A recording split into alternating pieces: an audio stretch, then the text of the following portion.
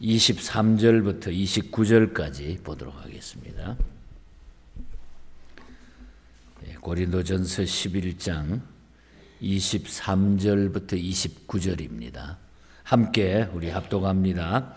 내가 너희에게 전한 것은 주께 받은 것이니 곧 주 예수께서 잡히시던 밤에 떡을 가지사 축사하시고 떼어 이르시되 이것은 너희를 위하는 내 몸이니 이것을 행하여 나를 기념하라 하시고 식후에 또한 그와 같이 잔을 가지시고 이르시되 이 잔은 내 피로 세운 새 언약이니 이것을 행하여 마실 때마다 나를 기념하라 하셨으니 너희가 이 떡을 먹으며 이 잔을 마실 때마다 주의 죽으심을 그가 오실 때까지 전하는 것이니라.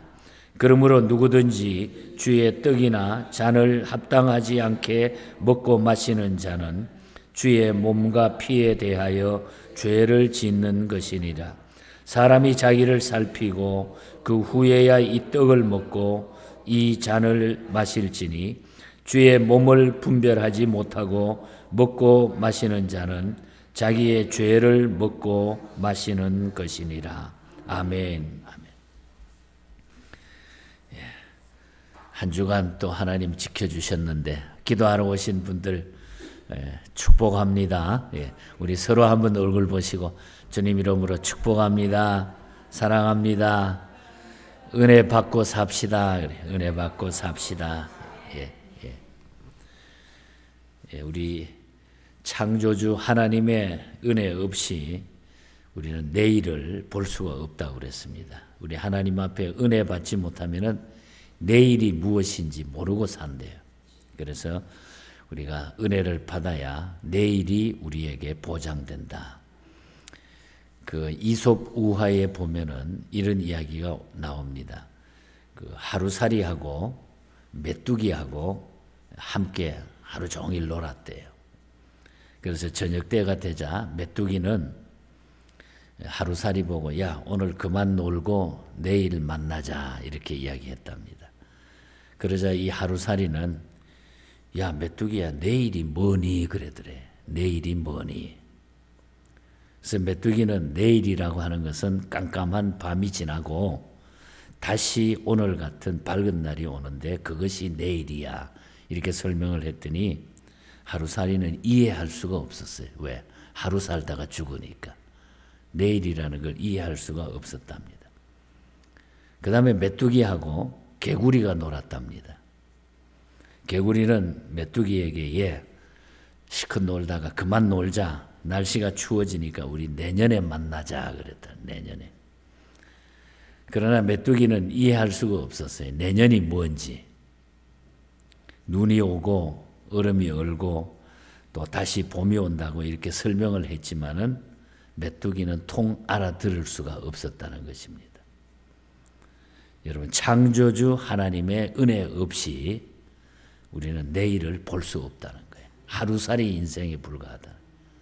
그러나 우리 하나님의 은혜를 경험하고 하나님의 은혜를 받으면은 우리는 내일도 볼 수 있고 부활도 믿을 수 있고 우리의 영원한 삶을 즐길 수가 있다는 것입니다. 그래서 성경에 보면은 우리 인생들을 가리켜서 뭐라 그랬죠? 욥기에 보면 벌레와 같다 그랬어요. 벌레와 같다. 욥기 25장 6절 또 시편 22장 6절에도 보면은 우리를 벌레와 같다 그랬어요. 그러므로 하나님을 닮아 창조된 우리 인생은 하나님과 함께 할 때 내일도 내년도 신령한 것도 행복한 것도 부활도 더 축복된 삶을 살아가게 될 줄 믿습니다. 여러분. 그래서 우리는 은혜 받아야 돼요. 하나님의 은혜 속에 우리가 살아야 우리가 늘 그와 같은 삶을 살아가게 될 줄 믿습니다.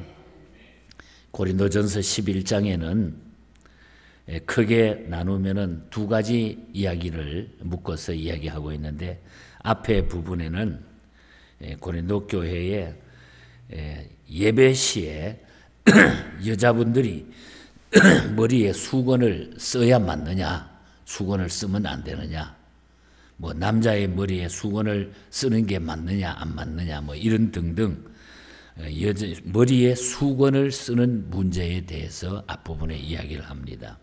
그리고 후반부에는 오늘 우리가 읽은 그 유명한 성만찬에 관한 그런 말씀을 우리에게 들려주고 있습니다.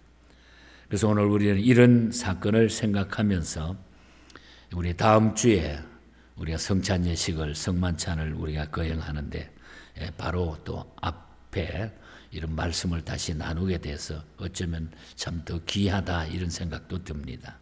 그래서 오늘 아침에는 성찬 예식에 대한 이런 말씀을 우리 한번 깊이 알고 있지만은 정말 성찬의 그 정신, 우리가 성찬식을 할 때마다 성찬을 주신 그 이유, 그 정신, 그 목적, 이것을 우리가 다시 한번 바로 깨닫는 그런 말씀이 됐으면 좋겠습니다.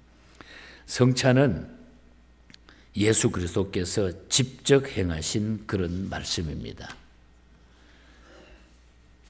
그가 잡히시던 밤에 떡을 떼어 축사하시고 떼어주시면서 이것은 너희를 위하는 내 몸이다. 그리고 이것을 행하여 나를 기념하라 하시고 잔을 가지고 또 가라사대 이 잔은 내 피로 세운 새 언약이니 이것을 마실 때마다 나를 기념하라 하셨다. 이런 말씀이 기록이 되어 있는데 이것은 성찬 예식의 유래를 그대로 설명해 주는 말씀입니다. 성찬은 그냥 우리가 지나가는 어떤 행사라든지 어떤 형식적인 걸로 우리가 끝나버리는 게 아니라 성찬은 주님과 우리의 관계를 너무너무 돈독하게 만들어주는 이런 예식이라는 거죠. 그래서 이것은 아주 우리 기독교에서는 너무 중요한 예식입니다. 그래서 신학교에 가면은 목사가 되기 전에 이걸 연습도 하고 또 공부도 하고 이 뜻을 헤아리고 우리가 몇 년 전에 중국 선교를 하다가 신학교에서 우리 그 선배되는 홍장순 목사님이 학생들에게 이제 성찬 예식을 가르치기 위해 가지고 그날따라 전부 가운 다 입고 성찬식을 차려놓고 직접 이제 목사가 될 사람들한테 이제 그걸 훈련하기 위해서 연습을 했는데 그날따라 공안이 닥쳐가지고 공안국에 잡힌 거예요. 경찰이 나와가지고 그래가지고 홍 목사님이 우리는 그냥 그 다른 교실에 있었으니까 막 피해버리고 이분이 그냥 처음 잡혀가지고 얼마나 겁을 먹었는지 그래서 나중에 그 홍 목사님이 저를 보고 그래요. 목사님, 거룩한 성찬식 하다가 내가 고난을 맛보게 돼서 너무너무 감사하다고. 자기도 한번 잡혀보고 싶었는데 그날 잡혀봤다고. 제가 맨날 잡혔는데 잡혀봤다고. 그런데 얼마나 겁이 많은 어른이신지 나중에 부들부들 떨더래요. 그 잡혀가가지고. 그 옆에 우리 학생들이 같이 잡혀갔는데. 그런 일이 있었습니다. 어떻든. 성찬을 하다가 주님과 가까이 하는 거룩한 성찬을 연습하다가 공안에 잡혔다. 한번 생각해 보시기 바랍니다. 아마 그 본인 목사님은 너무너무 은혜를 받았을 거예요. 몇 주간 전에 한 2주 전에 워싱턴 DC에 사시는데 지금 거의 80이 다 돼가는 이제 어른이 되셨는데 귀가 잘 안 들려요. 그래서 우리 중국 선교 어떻게 됐냐 이렇게 이야기를 하다가 귀가 잘 안 들리니까 카톡으로 글을 써가지고 왔다 갔다 합니다. 요즘 저하고. 그래서 목사님, 아이고 나도 좀 선교를 좀 도와야 되는데 이번에 서울에서 모인다 그러니까 선교비를 좀 보내겠습니다. 이렇게 연락이 왔습니다.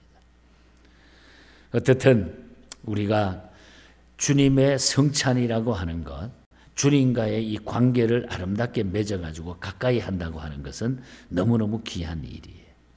그것을 통해서 우리가 은혜를 체험하지 못하면 그 예식은 아무 의미가 없다는 거죠.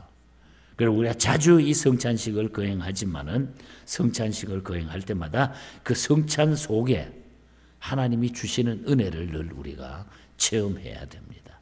우리 다음 주에 거행하는 성찬식에 더 큰 은혜가 넘치기를 축복합니다. 자, 먼저 이 성찬식의 목적을 우리가 알아야 돼요. 목적이 뭔가?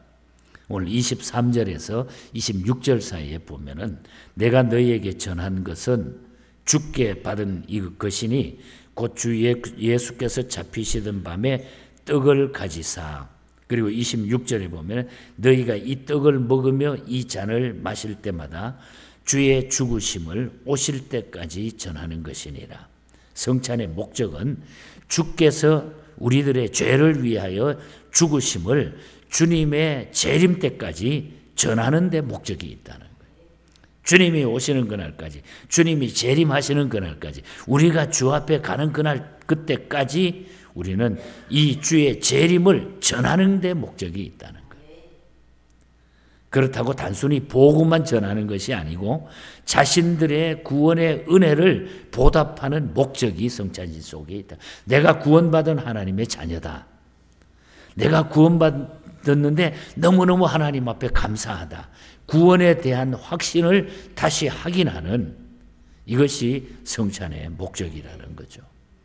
그리고 이 주의 죽으심, 주님이 내가 구원받은 그 과정, 내가 구원받고 살아가는 이 복음의 중요함, 이 복음의 놀라운 역사, 능력, 이것을 내가 전하는데 이 성찬의 목적이 있다. 그러니까 우리는 성찬식을 통해서 이런 하나님의 능력과 이것을 우리가 경험해야 된다. 임재를 경험해야 된다. 성찬의 목적. 그리고 우리는 합당하게 먹고 마셔야 된다는 거예요. 합당해야 된다. 27절에 보면은 그러므로 누구든지 주의 떡이나 잔을 합당하지 않게 먹고 마시는 자는 주의 몸과 피에 대하여 죄를 짓는 것이니라. 합당하게 먹지 않고 마시는 것은 죄를 범하는 거라고 그랬어요. 그 21절에서 22절 사이에 보면은 고린도 교회가 그 당시에 이 성만찬을, 예찬과 성찬을 먹고 마시고 그것을 위해서 취하기도 하고 교회를 업신여기는 이런 일들이 교회 안에 생긴 거예요.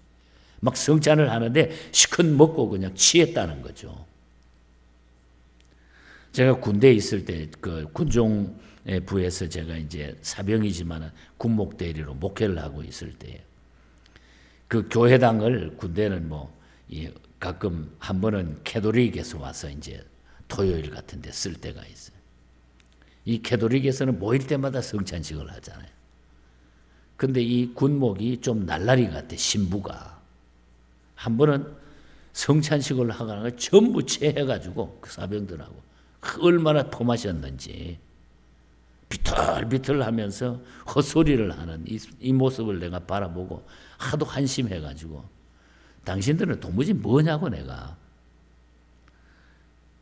장교지만은 제가 사병으로서 막 그런 이야기를 던진 적이 생각이 나요. 그냥 마시고 나서 그냥 성찬식을 하고 나서 거기에 체해가지고 합당하게 먹고 마시지 않으면은 죄를 범하게 되느니라. 죄를 범하게 되. 물론 우리가 그 습성이라고 하는 것이 무섭죠. 가끔 보면 우리 성도들 가운데서도 우리 교회는 그런 분이 없지만 성찬식 하면 탁 한잔하고 하고 그냥 이렇게 술 마실 때 표정 지면서 그냥 기분 내는 사람도 있는데 그러면서라도 정말 하나님의 은혜에 대한 것을 우리가 발견하면 괜찮지만 어떻든 우리가 합당하게 먹고 마시는 것이 대단히 중요하다는 거예요. 주께서 나를 위하여 십자가에서 죽으심을 기억하면서 새로운 은혜를 받으려고 생각하면서 조심성 있게 먹고 마시는, 그렇게 해야 되는, 그래야 영적인 은혜가 거기에 임한다는 거죠. 영적인 은혜. 우리가 성찬식에 대해서 임재 설이라고 하는 거, 또 그 다음에 기념설, 이렇게 루터가 만든 몇 가지 설이 있지만 중요한 것은 주님이 우리가 성찬신 속에 함께 하신다고 하는 이 사실을 우리가 아는 것이 더 중요한 거예요. 우리가 이론적으로 알아가지고 임재설이다, 기념설이다 여기에 따질 것이 아니라 그 성찬 속에 주님이 함께 하심을 내가 경험하는 것, 내 자신이 거기에 함께 주님과 하나가 되는 것, 합당하게 먹고 마셔야 하나님의 능력이 임하게 된다. 그래서 우리가 합당이라고 하는 단어를 꼭 기억해. 합당하게, 어긋나지 않게, 주님의 뜻에 어긋나지 않게, 주님의 마음에 들게, 주님과 마음에 합한 것, 이것을 우리가 기억해야 돼. 늘 우리의 마음은. 우리가 사실 그렇잖아요. 내가 아무리 잘해도 우리 주님 그거 아니야, 그거 틀렸어, 그거 잘못이야, 이렇게 하면 우리가 아무것도 아니잖아요. 내가 아무리 내가 잘한다고 해가지고 주님 앞에 그렇게 했을 때 주님이 인정하지 않을 때는 아무것도 안 된다는 거죠. 우리의 표준 스탠다드는 우리 주님께 맞추어야 된다. 합당하게 먹고 마셔야 된다. 그리고 한 가지 끝으로 더 중요한 얘기는 회개하고 먹고 마셔야 돼. 회개가 반드시 우리가 포함이 돼. 우리가 완벽하지 못하잖아요. 우리가 예수 믿었다고 해서 한번 회개했다고 해가지고 다 끝나는 사건이 아니잖아요. 28절과 29절입니다. 사람이 자기를 살피고 그 후에야 이 떡을 먹고 이 잔을 마실지니 주의 몸을 분별하지 못하고 먹고 마시는 자는 자기의 죄를 먹고 마시는 것이니라. 주의 몸을 분별하지 못하고 먹고 마시는 자는 자기의 죄를 먹고 마신다. 그렇습니다, 여러분. 성찬 예식에 참여하는 자는 자신의 죄를 살펴서 먼저 회개하고 떡과 잔을 받아야 나의 죄를 위하여 예수 그리스도가 죽으셨다는 것을 생각하게 되고 떡과 잔을 받아야 우리가 은혜가 넘치는 이 복을 우리가 누리게 된다는 거죠. 그래서 우리가 회개하는 심정. 우리 기독교는 회개의 종교입니다. 언제나 우리는 생각하면 늘 우리는 감사도 감사지만 늘 하나님 앞에 참 부족함을 우리가 느끼잖아요. 하나님, 나 같은 사람 구원해 주신 것, 회개하고 돌아오는 심령. 성찬 예식은 예수 그리스도의 죽으심을 기억하고 그의 살을 기념하는 떡을 받고 피를 기념하는 잔을 받는 그런 과정입니다. 그러므로 성찬의 목적을 우리가 분명히 알고 합당하게 먹고 마시고 그리고 회개하고 성찬에 우리가 참여한다. 회개하고 돌아오는 과정이 성찬에, 그래서 성찬 속에서 우리가 느끼고 가장 우리가 귀한 은혜를 발견한 것은 회개, 감사, 기쁨. 그래서 이 성찬은 우리가 주님이 죽으셨다가 내가 늘 슬픔 속에 잠겨 있는 게 아니라 어쩌면 이 예식을 통하여 내가 능력과 기쁨이 더 넘치게 된다는 거죠. 하나님께서 주시는 진정한 예수 믿는 자의 삶을 여기에서 우리가 충만함을 우리가 새롭게 도전받게 되는 거고 그 에너지를 또 공급받게 된다. 하나님께로 돌아오는 것, 삶을 하나님 앞으로 바꾸는 것, 하나님과 연합하는 것, 이것이 성찬 속에 들어있는 귀한 일들입니다. 그래서 우리는 주께 돌아온다고 하는 이 문제가 너무너무 귀하죠.